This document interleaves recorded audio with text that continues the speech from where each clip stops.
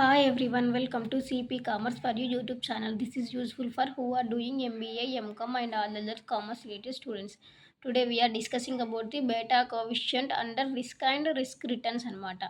What is beta coefficient అంటే it measures the systematic risk of security or investment compared to a overall market. అంటే మనం మార్కెట్లో invest చేసినప్పుడు మనం invest చేసిన అమౌంట్లో మనకు వచ్చే రిస్క్ ఎంత compared to overall market risk అనమాట. ఈ 2 కంపేర్ చేయడాన్ని బీటా కోఎఫిషియంట్ అని అంటారనమాట. It shows how much the return of a share or a project change when market changes అనమాట.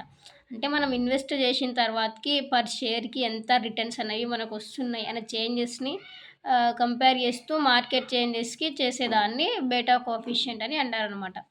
Higher the variability, higher the systematic risk అనమాట.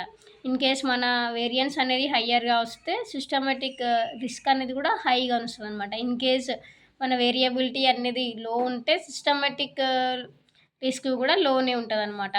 Definition ఏంటిదంటే beta measures the sensitivity of an investment returns to market movements. అంటే market movements ఎలా ఉన్నాయి, మనం ఇప్పుడు invest చేసిన amount మీద మనకు రిటర్న్స్ అనేవి ఎలా వస్తున్నాయి అనే మూవ్‌మెంట్‌ని కనుక్కునే దాన్ని బీటా ఎఫిషియన్సీ అని అంటారనమాట. ఇంటర్ప్రిటేషన్ ఏంటిదంటే బీటా ఈజ్ ఈక్వల్స్ టు 1 అంటే మనం ఇన్వెస్ట్ చేసిన దానికి మార్కెట్‌లో ఉండే రిస్క్‌కి మన రిస్క్‌కి ఈక్వల్స్ అనమాట.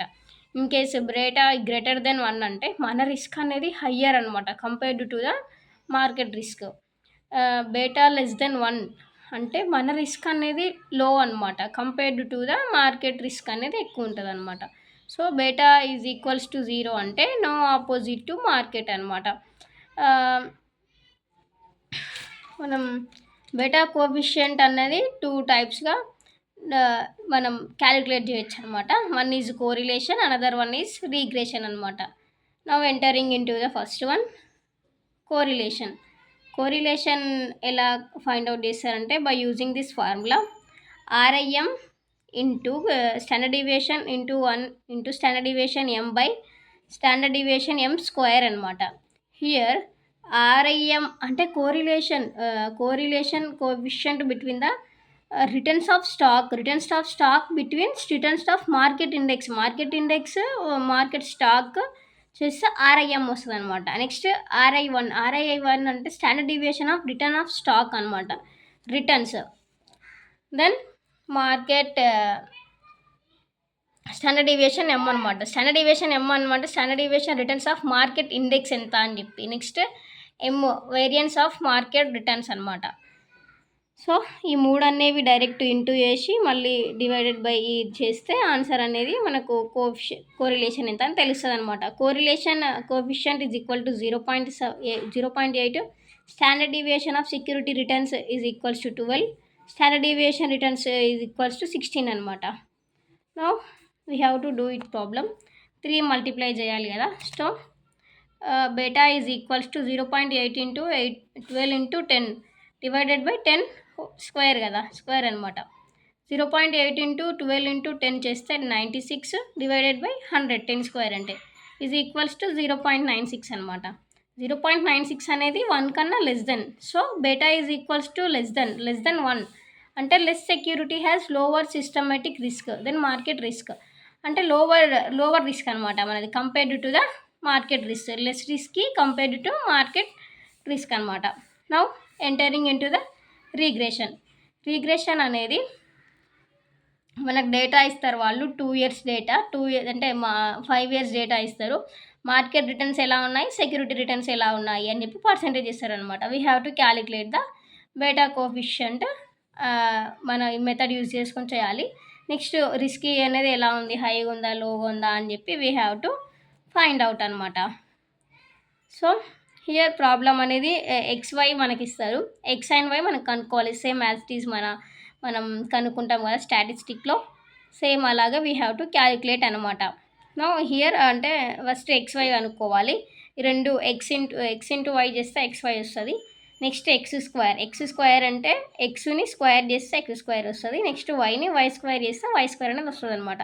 నెక్స్ట్ సేమ్ ఫార్ములా కూడా సేమ్ యాజ్ ఇట్ ఈజ్ అనేది ఉంటుంది అనమాట. కాకపోతే ముందర ఎన్ అనేది యాడ్ చేయాలి because of number of years. మనం స్టాక్ అనేది క్యాలిక్యులేట్ చేస్తున్నాం కాబట్టి నెంబర్ ఆఫ్ ఇయర్స్ అనేది క్యాలిక్యులేట్ చేస్తాం అనమాట. n into sigma xy minus sigma x into sigma y by n into sigma x square into sigma x square అనమాట. Same మనం find out చేసిన రిజల్ట్స్ని బట్టి క్యాలిక్యులేట్ చేస్తే 1.327 అనేది వస్తుంది అనమాట. Then we need to calculate the correlation అనేది సేమ్ ఫార్ములా యూస్ చేసి వీ హ్యావ్ టు క్యాలిక్యులేట్ చేస్తే ఇక్కడ 5 ఇయర్స్ కదా, సో xy అనేది ఎంత వచ్చింది 747. నెక్స్ట్ 50 ఇంటూ 67 మల్టిప్లై చేస్తే ఈ రెండు n into sigma xy into sigma x into xy చేస్తే ఈ ఆన్సర్ అనేది వస్తుంది. సేమ్ యాజ్ దీస్ ఫార్ములా వైజ్గా వీ హ్యావ్ టు క్యాలిక్యులేట్ అనమాట. నెక్స్ట్ 3 ఇయర్స్ ఆన్సర్ అనేది ఇట్లా వస్తుంది 388 బై 1,49,640ని రూట్ చేస్తే 386.83 అనమాట. ఈ రెండు డివైడ్ చేస్తే మనకు ఆర్ అనేది 0.995 అనమాట. దెన్ స్క్వేర్ కదా, స్క్వేర్ చేస్తే 0.99 వస్తుంది. 0.99 అంటే ఏంటి, మనకి 1 కన్నా తక్కువ ఉందనే కదా అర్థము. సో 0.1 అంటే ఏంటి అర్థం ఇక్కడ చూడండి. 0.1 అంటే తక్కువ ఉంది కదా, సో రిస్క్ అనేది ఎక్కువ ఉందన్నమాట మార్కెట్ రిస్క్ కన్నా. Here understood. మనం డిస్కస్ చేసిన topic beta coefficient risk under risk and returns అనమాట. అంటే మనం ఇన్వెస్ట్ చేసిన అమౌంట్ మీద కంపేర్ చేస్తామన్నమాట.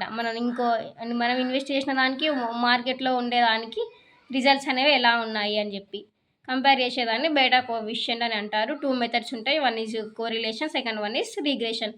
Thank you all.